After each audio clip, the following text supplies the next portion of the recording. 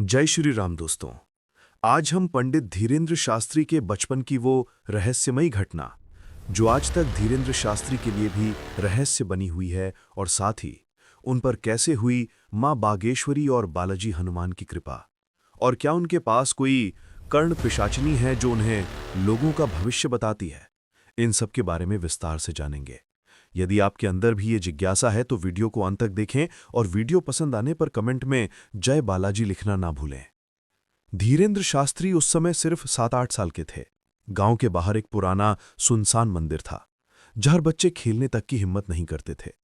मंदिर के पीछे एक पगडंडी थी जिसके बारे में बूढ़े लोग कहते थे कि वहां रात को चमक दिखाई देती है। एक दिन धीरेन्द्र अकेले वहीं चले गए।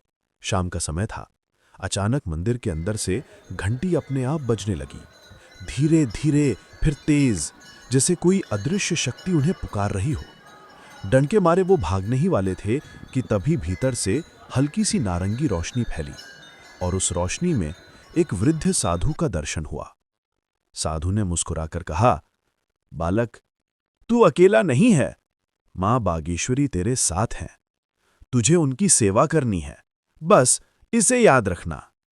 जितनी अचानक रोशनी फैली थी उतने ही जल्दी बुझ गई। धीरेन्द्र घबराए हुए बाहर आए और गांव वालों को जब बताया तो सब मंदिर गए, लेकिन वहां कोई नहीं था। सिर्फ एक बात सबको चौंका देती है।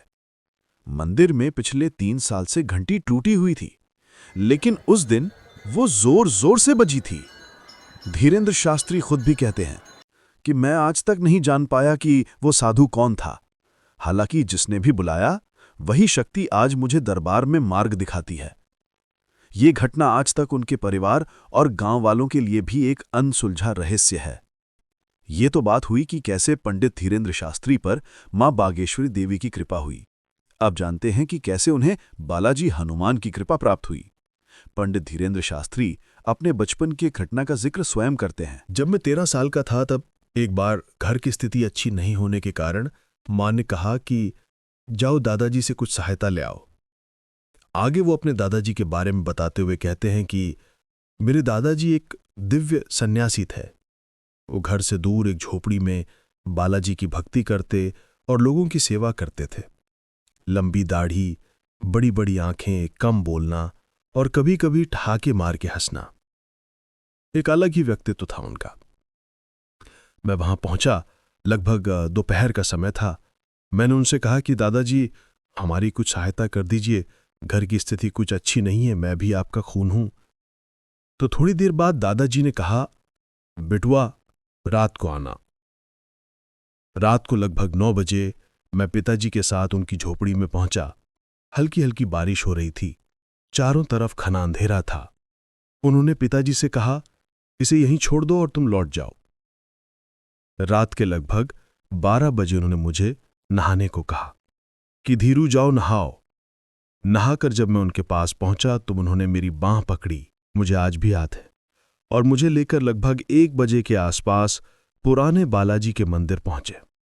उस समय वहां घना अंधेरा था और मैं डरा हुआ भी था। उन्होंने अपने अंगूठे के बल खड़े होकर न जाने कौन सा मंत्र पढ़ा। मैं तो बच्चा था, मुझे कुछ खास नहीं पता था। हां, बस इतना पता है कि उनके मंत्र पढ़ने के बाद मंदिर में एक दिव्य रोशनी फैल गई और मैं डर के मारे कांपने लगा। उन्होंने कहा, कह दे बिटुआ, आज से तुम मेरे और मैं तुम्हारा।